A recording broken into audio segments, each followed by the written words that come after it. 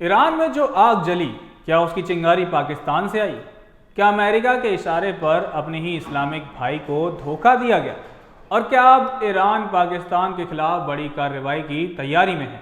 ये सारे सवाल उठ रहे हैं एक चौंका देने वाले खुलासे के बाद, क्योंकि ईरान में हालात बिगाड़ने और देश को अराजकता की आग में झोंकने की साजिश अब बेनकाब होती नजर आ रही है।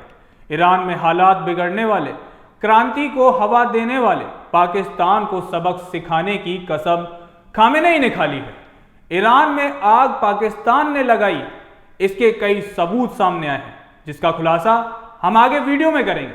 लेकिन जैसे ही पाकिस्तान और मुनीन एक्सपोज हुए तो अब सवाल उठने लगे कि ईरान पाकिस्तान पर हमले की तैयारी कर रहा है। अब खामेनेई पाकिस्तान को सबक सिखाएंगे।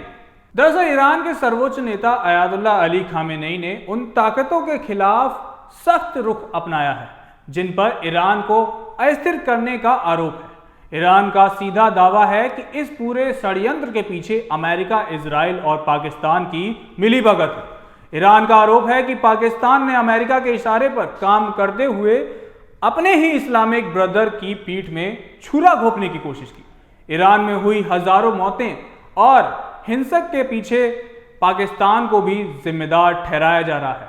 सूत्रों के मुताबिक हालात काबू में आते ही ईरान ने पाकिस्तान के खिलाफ जवाबी कार्रवाई की रणनीति बना ली है, यानी खामेनेई अब पाकिस्तान को सबक सिखाने के मूड में है।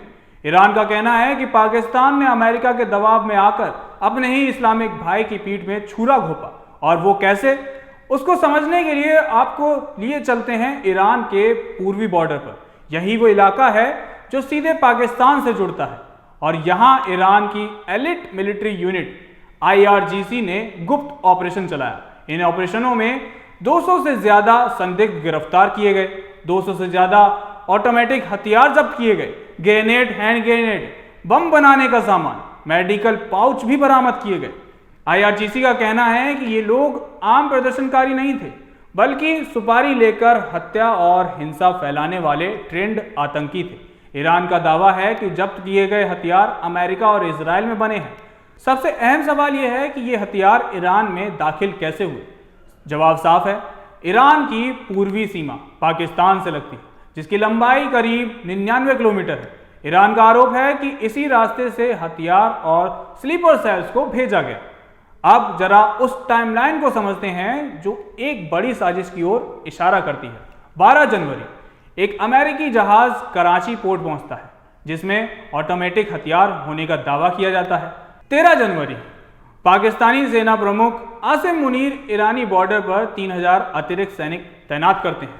14 जनवरी ईरान उसी सीमा से हथियारबंद संदिग्धों को गिरफ्तार करता है। ईरान का कहना है कि ये तीनों तारीख एक ही कहानी बयां करती है कि पाकिस्तान ईरान में फैली अशांति का फायदा उठाकर अमेरिका को खुश करने में जुटा रहा, और जो कुछ हुआ वो सिर्फ महंगाई के खिलाफ गुस्सा नहीं, बल्कि सुनियोजित हिंसा थी। भीड़ में ट्रेंड आतंकी शामिल किए गए, जिन्होंने आगजनी और हत्याओं के जरिए आंदोलन को हिंसा में बदल दिया। इन स्लीपर सेल्स को पाकिस्तान बॉर्डर के रास्ते ट्रेनिंग देकर ईरान में भेजा गया। इतना ही नहीं, इस सब के बीच खामेनेई परिवार से भी एक बयान सामने आया है। ईरान के पूर्व सुप्रीम लीडर के पोते हसन खामेनेई ने साफ कहा कि ईरान के खिलाफ साजिश पड़ोसी देशों द्वारा रची जा रही है, जबकि रिपोर्ट्स में एक ऐसा दावा किया गया है जिसने सबको चौंका दिया है। रिपोर्ट्स के मुताबिक 18 जून 2025 वाशिंगटन DC में डोनाल्ड ट्रंप और आसिम मुनीर की मुलाकात होती है। इसके बाद एक कथित ईमेल सामने आया जिसमें लिखा गया कि अगर अमेरिका से रिश्तों के लिए चीन या ईरान जैसे दोस्तों की कुर्बानी देनी पड़े तो पाकिस्तान इसके लिए तैयार है। लेकिन अब सवाल है कि अमेरिका ने मुनीर को ही क्यों चुना? तो इसके पीछे 4 बड़े कारण बताए जा रहे हैं। पहला है, ईरान में मौजूदा हजारों पाकिस्तानी शरणार्थी, और जिनमें से कई ISI नेटवर्क से जुड़े बताए जाते हैं। दूसरा है ईरान पाकिस्तान बॉर्डर, जहां से घुसपैठ आसान नजर आती है। तीसरा है आसिम मुनीर का इंटेलिजेंस बैकग्राउंड, यानी कि ISI प्लस मिलिट्री इंटेलिजेंस। वो इकलौते ऐसे आर्मी चीफ हैं जो ISI और मिलिट्री इंटेलिजेंस दोनों संभाल चुके हैं। और आखिर में आता है पाकिस्तान के एयरबेस, जिनका इस्तेमाल अमेरिका कर सकता है, यानी अगर अंदरूनी बगावत फेल होती है तो अमेरिका पाकिस्तानी एयरबेसिस का इस्तेमाल करके ईरान पर सीधा हमला कर सकता है। ईरान का मानना है कि पाकिस्तान ने अमेरिका को खुश करने के लिए इस्लामिक भाईचारे को ताक पर रख दिया। अब जब पूरा काला चिट्ठा सामने आ चुका है तो खामेनेई पाकिस्तान को छोड़ने तो नहीं वाले हैं।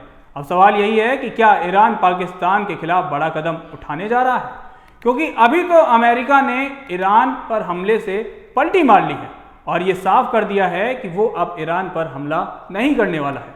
तो क्या अब समय आ गया है पूरे पाकिस्तान की कब्र खुदने का? क्या वो देश जो आतंकवादियों को पालता है उसका खात्मा होने जा रहा है? क्या आतंकिस्तान दुनिया के नक्शे से मिट जाएगा और मिटाने वाला और कोई नहीं? जिसको उसने धोखा दिया उसका इस्लामिक भाई ईरान ही होगा। क्या अमेरिका को खुश करने के चक्कर में पूरा पाकिस्तान कब्रिस्तान में बदल जाएगा? आपको क्या लगता है, खामेनेई पाकिस्तान का क्या हश्र करने वाले हैं, क्या कदम उठाने वाले हैं? कमेंट में जवाब जरूर दीजिएगा।